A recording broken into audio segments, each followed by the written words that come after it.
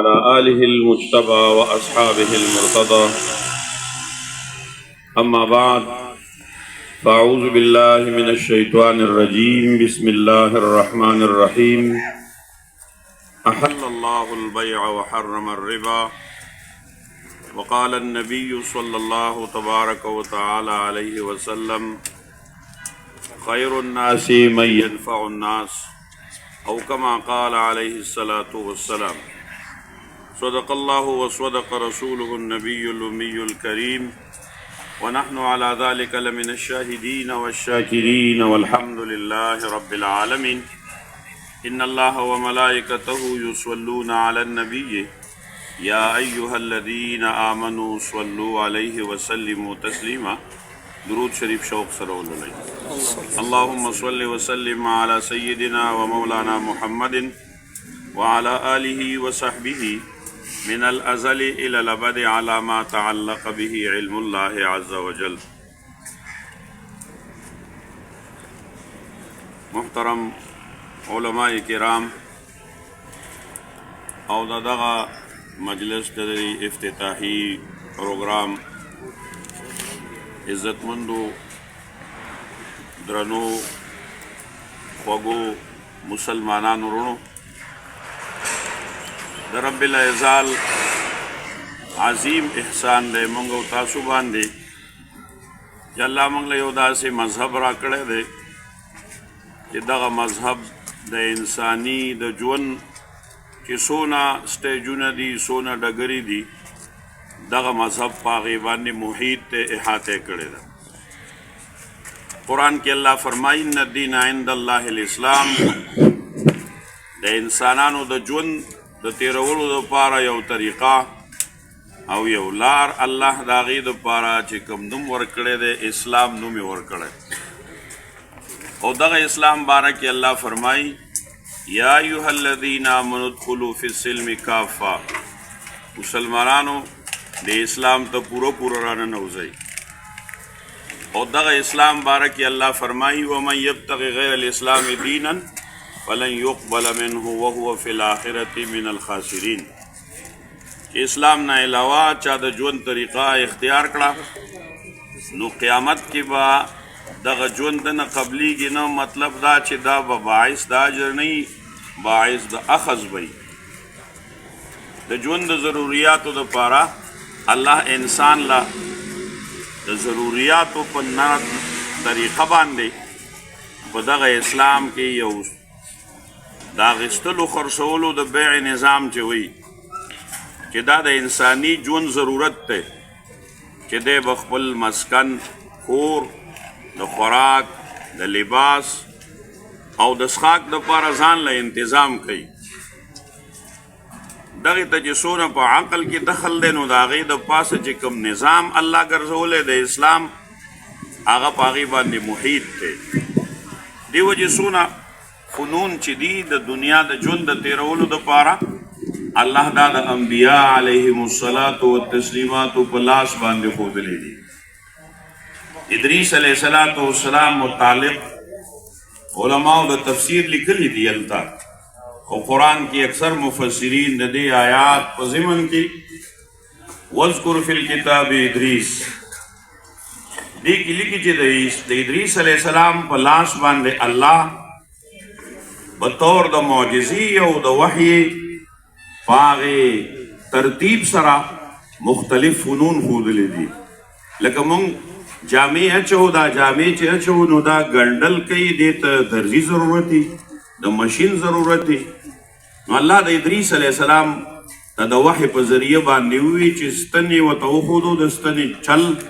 او په ستنه کې د تار ښودلو چل یې ورته وښودو نو د ادریس علیه السلام نه پس د جامو ګنډلو نظام شروع شو بیا الله انسان له عقل ورکړی دی نو دی په هغې کې مخکې ځي په هغې کې ترقي کوي تجدد پکې کوي په د عقل په هغه صورت باندې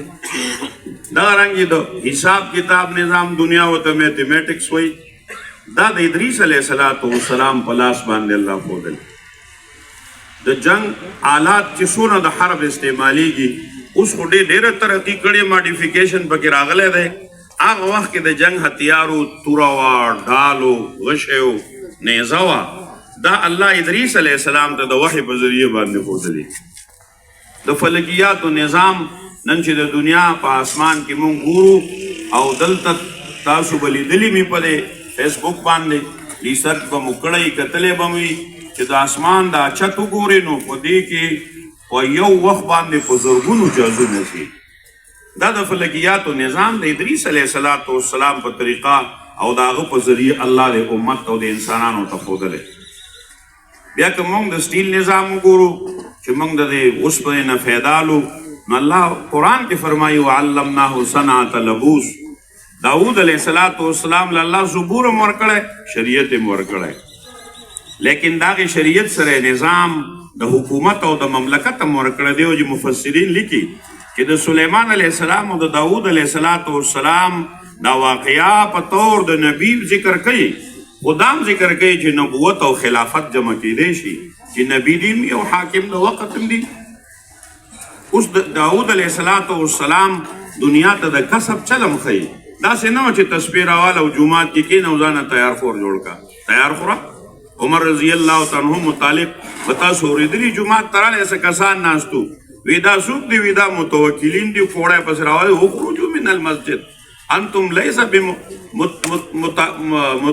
متوکلین بل انتم متأکلین وی تاسو توکل ونئ تاسو تیار خوارئ پاسې وځئ حضور علیه السلام یو صحابي ورته وی د خدای په نوم سره کوي تا سره څه دي حضور علیه السلام ته وی یا رسول الله ما سره څادر دی عام واقع ده تاسو به اورېدلي پیغمبر علیه السلام بازار جومات کې په هغې بولي وکړه صحابي په 2 درهم واخیسته په 1 درهم ورته وی لاړ شه بازار ته په دې پل کې راوړه د تبر پیغمبر علیه السلام په خپله پاسېد هغې کې ول پل کې واچو ورته وی چې ګوره یو هفته دې جومات کې ونه ګورم زه هلته ځنګل نه لرګي کټ کوه بازار کې خرڅوه خپل ژوند برابر کړه داود علیه السلام ته الله معجزه ورکړه د څه لاس کې وله د بټۍ جوړه کړه بس چې اوسپنه به یې راغېسته هغې نه به موم جوړېدل زغرې به یې ذرې به یې جوړولې آله د حرب د استعمالېده په هغې به یې د خپلې خېټې پالنه کوله انبیا علیهم الصلاة والتسلیمات څونه چې دي هر نبي ته چې یو فن ښودلی بل نبي ته هغه نه ښایي ځکه دا د انساني ضروریات یو ځل پوره شوي دي باس بیا د تربیت دپاره د نبوت نظام الله هر پیغمبر ته د عقیدې چل ښودل د دنیا د نظام د عباداتو چلې ورته ښودلی د اوقاتو د نما منځونو ته موږ وګورئ الله ډېر عجیب تقسیم کړی سهار نه د ماسپښینه پورې مونځ کې څونه وخت دی دا څه دپاره دی دا دقې دپاره دی سهار مونځ چې دی وکړو پاسه اوس په دې خپل لاس محنت وکړه او بیا راځه ته بیا ته عبادت له راشي بیا د ماسپښین او مازدیګر ټایم وګورئ څونه اوقات دی کې څونه فرق دی دا د کسب وخت دی دا د معیشت دی د معاشرت د ژوند د تیرولو دپاره د معیشت د روټۍ د ګټې دپاره دی بیا د ماښام ماسخوتن ته وګورئ هلته دا نظام نشته د معیشت ځکه هغه آرام وخت دی د سکون وخت دی هغه یې نظام ګرځولی دی عرض مې دا کوي عزتمندو مسلمانانو هر پیغمبر علیه السلام له چې الله څه معجزه ورکړې او د هغه معجزې په طور باندې د انسان رهبري او راهنمایي کړې ده دا موږ چې په کوم پروګرام کې شریک یو دا حیات صاحب دی یا د عامر صاحب دی چې دا کوم نظام شروع کړی دی دا خو هر مسلمان له پکار ده داسې تاسو وایو د حیات صاحب چې 50% په هغه کسانو باندې لګوي چې د هغې ظاهري د کسب ظاهري د معیشت د نظام نشته داسې خو هر مسلمان له پکار دي بلکې الله عجیب نظام د اسلام را کړی هغې کې هلته ګټه چې څوک کوي کاروبار کوي هغه ته هم د ژوند د تېرولو چل ښودلی چې په دغه مال کې په دغه معیشت کې په دې اقتصاد کې به ته ما څنګه خوشحاله زما خبرې به څنګه ما به رضا کېدل ځکه د الله رضا یوازې جومات کې خو نه ده نه په خانقاه کې ده نه په مرکز کې ده چې دغه ځایونو کې به خدای رضا کېږي او بل ځای به نه نه د بازار کې هم خدای رضا کولی شي چې د خپل معیشت نه څه حصه راوالې او د یو کونډې په سر باندې ته لوپټه واچې د هغې اوږې د هغې له دې نوڼۍ ورکړه دیو چې د عربو یو لوی خطیب تیر شوی، تاسو به د هغه دا خبره اورېدلي، هغه یو ډېر عجیب بیان وکړو. وی د 1000 جوماتونو جوړولو نه د یو وږي خېټه مړول دا بهترین عبادت. اوس خېټه به ته مړی په څه باندې، په څه طریقه باندې؟ دا په ذکر باندې، په مونځ باندې، د هغې دپاره نظام دی د معیشت. دا غیر دنیا که موږ وګورو، دا یهود، نصوارا، دا مشرکان، ایون دا څونه خنزیران قادیانان چې دي، د دوی د معیشت نظام وګورئ. هغوی د خپل مذهب دپاره پکې باقاعده څیز ایستی دی، حصه ایستی دی. دا انجیوز چې څونه چلیږي د دې غیر مسلمو دا د څه پیسې دي؟ دا د دې غیر مسلمه څونه کافران چې دي او هغه اهل ثروت خلک دی، مالدار خلک دی، هغوی د خپلې کمایۍ نه سالانه پیسې باقاعده ایستی دي او هغه ټیم ته حواله کوي، هغه کسانو ته حواله کوي کوم چې د خپل مذهب د هغې پرچار کوي. زموږ ته د پاکستان چیف جسټس شوی عیسائی دی، چې وفات مړ کېده نو یو هوټل کې و، د هغه د بالښت لاندې د هغه وصیتنامه پرته وه. هغې کې لیکلي و چې زما څونه پنشن دی، دا په دنیا کې چې کوم ځای کې ګرجا جوړی کې په هغې باندې جوړ کې دا ولګوئ. زمونږ څه وصیت او نصیحت؟ د هغې چې د اسلام خلاف پرچار کوي، دا خیراتي نه کوي، کروڑونه ډالره لګوي هر کال د اسلام خلاف. موږ مسلمانانو چې هغه الله را باندې کوم څیز فرض کړی زکات، هم چې موږ تقسیمو نو مسلمان ورسره ذلیله کړو. زما کور ته به راځې، قطار کې به ودرېږې، بیا به زه ستا تصویر وباسم نو 100 روپۍ زکات به درکوم. زه چې جومات ته مونځ لزم څه لزم؟ ځان له ولې جومات نه راولم کور؟ ځان له ولې ملا نه لزم چې ولې ځم د اختر مونځ له؟ دا طریقه ده. بلکې دا خو د دې غریب دی، دا مثال که زه زکات ورکوم دې غریب له، دا غریب دې زما احسان نه مني، زه د دې غریب احسان ومنم. زه چې جومات ته ځم نو زه خو د مولي صاحب احسان نه منم، یعنی زه به په مولي صاحب احسان کوم چې ما په تا پسې مونځ وکړو. دا د دې عالم احسان دی چې مال جمع راکړه او د الله عبادت زمانه د ځان له واخیستو او په جمع باندې الله ته ورورسو. الله عجیب نظام موږ له د اسلام راکړی. مفتی محمود رحمه الله نه تاسو به اورېدلي، انټرویو به هم کتلي، تپوس کوي چې تاسو اسلام کوئ نو معیشت په تاسو معیشت سره څه کوئ؟ مفتی محمود رحمت الله علیه ورته وفرمایل، وی د معیشت نظام پیغمبر علیه السلام په یو حدیث کې حل کړی دی، تؤخذ من اغنیائهم وترد الى فقرائهم. خان نه زکات والا او غریب له ورکا، بس بیا به نو څوک زنا کوي د پیسو دپاره.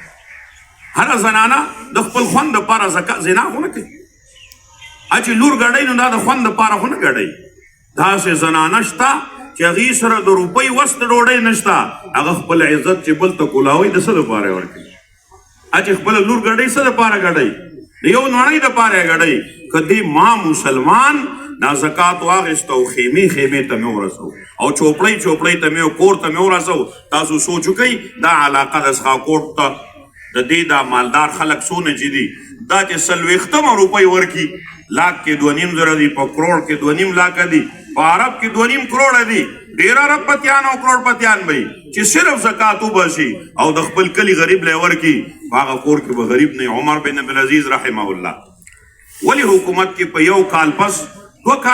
کاله انتظام د حکومت یې کړی، د هغه په مملکت کې غریب نه و چې چا زکات ورکړی. تاسو تاریخ وګورئ، ماښام چې به څوک ورلل چاته به دروازه وټکوله زکات والا، هغه به ورته وي که سار راغلی وي نو ما وتاله اخیستی به مې زکات. اوس زه صاحب نصاب یم، تا نه زکات نشم اخیستی. ولې نظام سمیږي؟ د دې معیشت د دې ډوډۍ دپاره خلک ګډېږي. الله دې زموږ حفاظت وکړي زموږ د نسلونو تر قیامته پورې. زنانه د پیسې دپاره خپل عزت تار کوي، د بل کور کې ګرځي مزدورۍ کوي، د بل په کور کې څه کوي؟ جارو وی. خو دا اهل ثروت خلک دی صرف زکات راواخیستو، دغې غریب یې ورکو او دې پې ځان له خپلې دستکارۍ مشین واخیستو. د دې نسلونه به قیامته پورې آباد نه. دقه شانتې چې څنګه دا خبره وشوه، زموږ دا ملګري دي، الله دې د دې په دې کاروبار کې ډېر برکات واچي. دا د خیرسګالۍ دپاره، د مسلمان د ژوند د ترقۍ دپاره، هغه د خپلو خپو د ودرولو دپاره چې په دې خپله خپه باندې هغه ودرېږي نو بس د هغې کور به نظام برابر شي. یو کس که د کور د سوال نه خلاص شو او د هغې عزت محفوظ شو د دې سره به څونه خلک محفوظ شي. داسې وګورئ څونه مسلمانان دي هغې د یتیمانانو او د یتیمانانو تربیت یې کړی، هغې نه ډاکټران جوړ شوي دي، د هغې نه انجینران جوړ شوي دي، هغې د هغې خپلې انجینرۍ د انکم دا ډاکټرۍ انکم راوړي هغه ادارې لی ورکوي. وایي زه چې نن ډاکټر د دې ادارې د وجې نه ډاکټر یم، نن چې زه د معیشت په میدان کې په خپل لاس باندې ولاړ یم، زموږ امه ویلفیر ټرست چې دی د ادریس صاحب دامت برکاتهم، تاسو وګورئ د هغه دا نظام چلی، د هغه سره یتیمانان ډاکټران شوي دي، هغه ډاکټران د خپل انکم نه پیسې راوړي هغه امه ویلفیر کې ورکوي، نظام برابر ساتل. دغه رنګې ټول مسلمانانو کې که دا د خیر سګالۍ، دا د اتحاد، د دې خپلې انکم نه د دې خیر ښېګړې سوچ د بل یو غریب مسلمان دپاره وشو، بیا به د مسلمان دوکان ته څوک ودرېږي چې ماله د خدای دپاره څه راکړه، بیا به ښځې سوال نه کوي، بیا به ماشومان سوال نه کوي، بیا به چوکونه ډک نه وي، بیا به هر سړی په خپلو خپو ولاړي. خو که د دغه معیشت نظام چې څنګه دي دا ووایي چې موږ د 50% به د هغې یتیمانانو دپاره چې پلار یې شهید شوی د دین دپاره، پلار یې عالم دی شهید شوی، دا ډېره ښه خبره ده. الله تبارک وتعالی دې هر مسلمان په دغه سوچ باندې ژوندی کي او هر مسلمان کې دې اهل ثروت کې دې الله دا جذبه پیدا کی. الله تبارک وتعالی دې د دې دا کاروبار چې په کوم حیثیت باندې روانه افتتاح کوي دا دې الله د دې دپاره او د دې مسلمانانو او د عالم اسلام دپاره د خیر سبب وګرځي. دغې خبرو باندې اکتفا کوم. واخر دعوانا ان الحمد لله رب العالمین.